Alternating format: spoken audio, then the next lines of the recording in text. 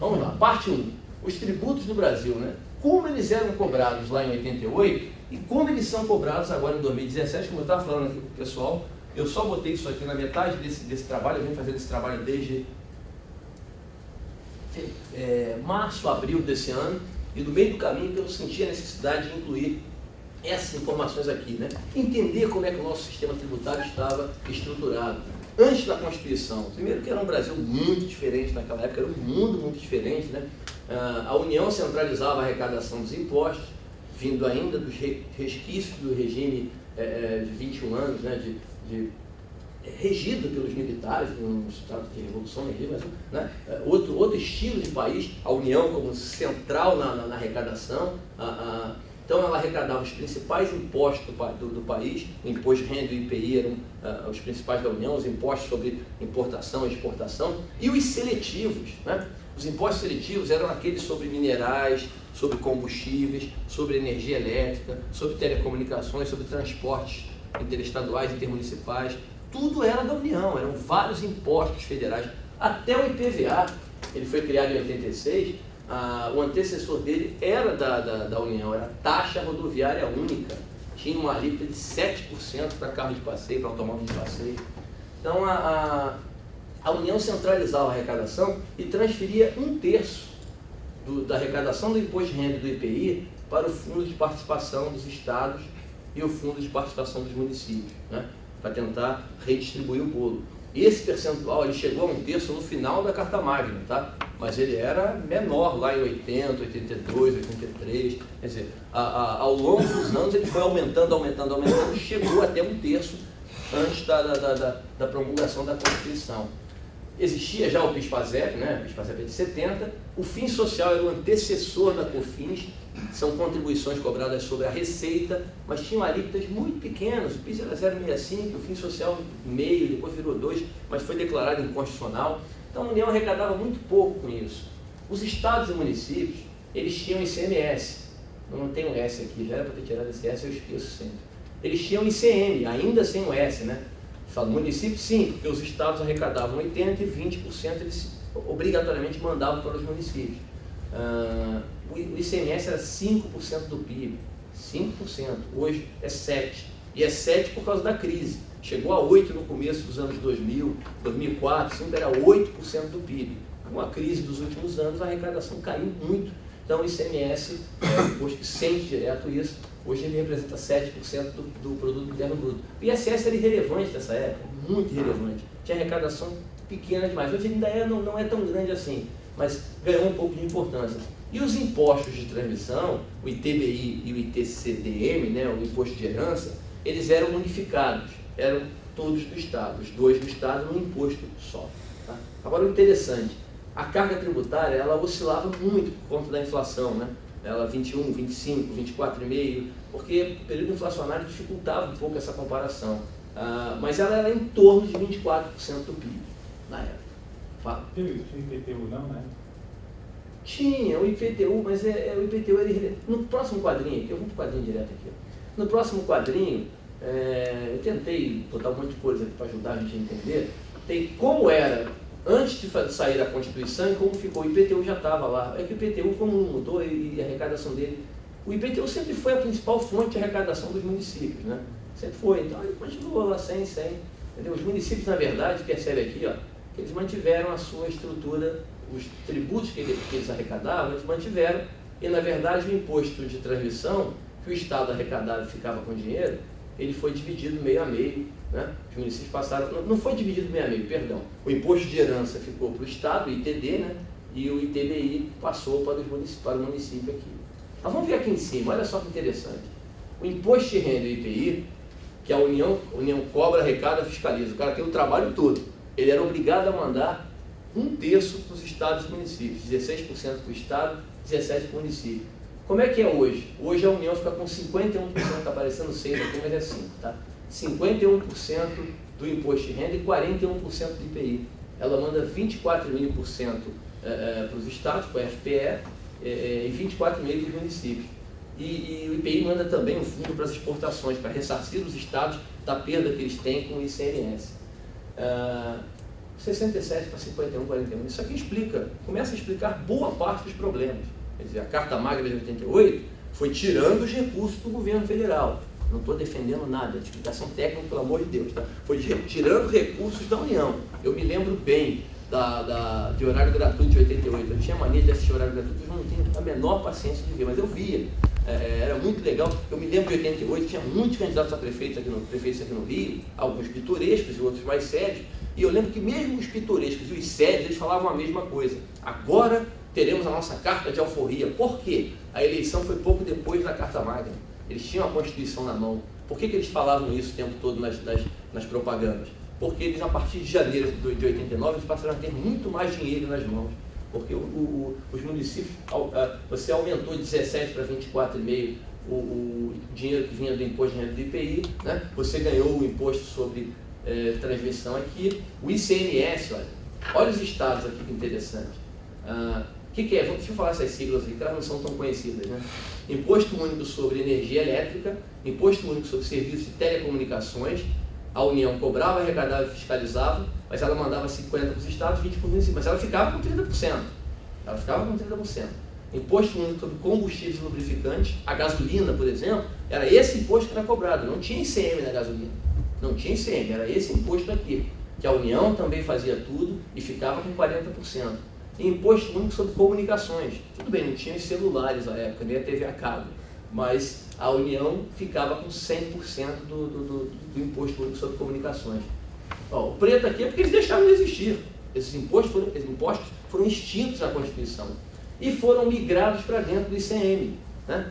Eu botei ICMS aqui porque esses impostos aqui foram integrados dentro do ICMS, por isso ganhou S. E olha que interessante, o ICMS era 80 com 20.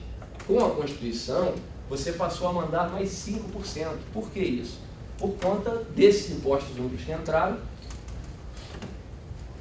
e de um direcionamento maior da Constituição para a autonomia, né? Os municípios passarem a ter mais autonomia, ficarem com, Fábio, ficarem com mais recursos, porque o município está mais perto do contribuinte, né?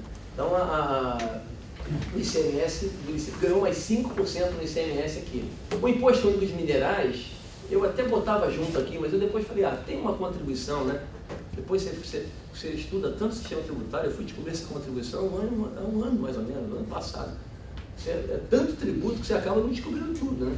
A contribuição federal sobre exploração de minerais é cobrada pela DNPM do setor mineral. Então, na verdade, não está ali porque deixou de existir o imposto, mas hoje tem a contribuição praticamente com os mesmos percentuais ali, pouca diferença. Houve migração, né, de estado para município. Os estados, o IPVA continua igual, meio a meio, o estado cobra, mas repassa 50%. Detalhe, tá? Existia o IPVA pré-88, mas existia o IPVA bem recente. Lembra do slide anterior? O IPVA foi criado em 86. Antes era a taxa rodoviária única. Ele era bem novinho ali. Uma menção rápida ao ITR. O ITR ele era cobrado, arrecadado e fiscalizado pela União, mas o dinheiro era integralmente passado aos municípios. Hoje, é praticamente assim também. Tá? A regra é a União cobra, arrecada e fiscaliza e manda metade do dinheiro para o município. Mas se o município assinar um convênio, ele pode ficar com dinheiro, desde que ele cobre, arrecade e fiscalize. Hoje no Brasil, metade dos municípios assinaram esse convênio e fazem isso. Aqui no Rio, 30% dos municípios, porque é um estado com característica urbana. Né? Mato Grosso do Sul, todos eles assinaram o convênio. Fala, William. Não, só um detalhe. O ITR, ele tem um problema grave porque ele é declaratório. Então, a arrecadação de ITR no Brasil é pífia. Não, é ridículo. Ele é autodeclaratório. Acho que é o menor imposto em arrecadação. É um dos menores. Mas então tem potencial para Com certeza. Eu nem sabia disso. O INCRA fez um estudo sobre isso, o potencial real de arrecadação é infinitamente maior. Só que ele é subarrecadado. Não, ele é pela característica da Constituição, ele é progressivo e ele tem umas regras interessantes de propriedades, né, produtivas e tudo, não tributar. Exatamente. Então, legal isso. Legal, obrigado pela contribuição. Eu não sabia que tinha esse potencial. Vou até conversar mais com você para entender um pouco mais isso. Vamos adiante. Ainda na prévia, né? Paulo, esse quadro tem uma coisa muito interessante. Esse quadro é antigo, até eu tive um estudo do banco, tá? Eu não lembro agora qual foi, mas um estudo do banco, fiz só as adaptações ali. Esse quadro é uma coisa interessante porque ele nos leva lá para aquele final da década de 80, com a quebra do município do Rio de Janeiro no Saturnino Braga. Foi e isso em seguida a declarou retomada falido, do Rio né? de Janeiro com o Marcelo Alencar. Não foi uma questão de gestão do Marcelo Alencar, foi uma questão de transferência mesmo de recursos. Como você disse ainda há pouco, é tal da redenção dos Estados Unidos. A história nem sempre conta tudo, né? Infelizmente, mas é verdade, me lembro disso. Até o candidato do Estado Unidos, o Jó, se eu não me engano, e acho que O Jó Rezende. o Jó acho que nem chegou até o final, Não. desistiu porque não tinha a menor condição, todo mundo batia, detonava ele. Claro, deve ter tido problemas de gestão também, mas o município ficava com muito pouco dinheiro, na verdade. A verdade era essa. O Jó Rezende veio inclusive no bojo daquela história do BNH, né? Com aquela federação das associações de moradores. Mas vamos adiante. Depois a gente até vai voltar um pouco, não no quadro, mas nesses números aí, na hora que mostrar os 10 mais, né? Os 10 mais tributos arrecadados no Brasil. Mas vamos continuar na comparação, é o último slide, a gente entrar efetivamente na apresentação. Se eu comparar 88 com hoje, olha que interessante, isso é muito interessante. Os impostos representavam 70% da carga tributária, ou 17% do PIB. A carga tributária era em torno de 24%, naquele período inflacionário, na média, né? Os impostos hoje montam 52% da carga tributária, perderam importância, mas continuam representando o mesmo percentual do PIB. Quer dizer, eles continuam tendo, no produto interno bruto, a mesma participação. Saiu um imposto para cá, aumentou outro ali, mas eles continuam tendo a mesma participação, né? E imposto, aquilo que eu até brinco nas aulas com o pessoal que inicia, né? Imposto é um ato do contribuinte. Eu pago imposto porque eu tenho um carro, tenho que pagar IPVA, né? O Fábio tem imposto na casa porque ele é proprietário de um imóvel urbano, ele tem que pagar o IPTU. Agora, o Estado, ele só legisla e descobre aquilo. Não há vinculação em relação àquele recurso.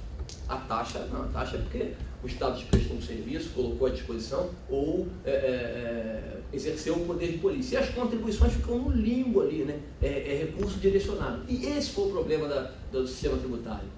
O imposto continua igual, a carga tributária aumentou. Aumentou de que maneira? Com contribuições. Ao longo do tempo foram surgindo diversas contribuições. E o que eu brinco no livro, num quadrinho ali, gente, o que é a COFINS, que arrecada 200 bilhões de reais hoje no Brasil? A COFINS é cobrada sobre a receita. Uma empresa comercial vende um produto por R$1.000, ela paga 12% do ICMS, 120. Aí paga lucro real presumido, vamos pensar no presumido, ela paga 3% de COFINS. Pô, e 0,65% de PIS. Aí dá. Não seria mais fácil chegar e falar, olha só, você vai pagar um imposto aqui sobre a venda de mercadorias de 15,65%. Se é essa alíquota que você julga adequada, é isso aqui. Por que tem que pagar 3 tributos? Porque um é federal. Não, 2 são federais. Por que tem que pagar PIS e COFINS? Porque o PIS tem um caminho, a COFINS tem outro caminho, embora eles sejam da mesma família. Um vai para cá, eles moram na mesma casa, mas como as famílias ficam muito hoje, né? Um vai mexer no seu celular, o outro vai mexer no celular dele. Eles não podem se comunicar. O dinheiro de um vai para a famosa Seguridade Social, o outro vai para o Ministério do Trabalho e Emprego. Então, essas contribuições todas, o que é a CSLL? Meu Deus do céu, a CSLL é imposto de renda. Não tem outra explicação. Não há ser humano no mundo que consiga provar que a CSLL tem fundamento técnico. Ela não tem. É fundamento redistributivo de recursos. Por conta daquele quadrinho que vocês viram anteriormente, da migração de dinheiro da União para os estados e municípios na Constituição. Tá? E aí virou o que o Paulo e tantos outros autores aí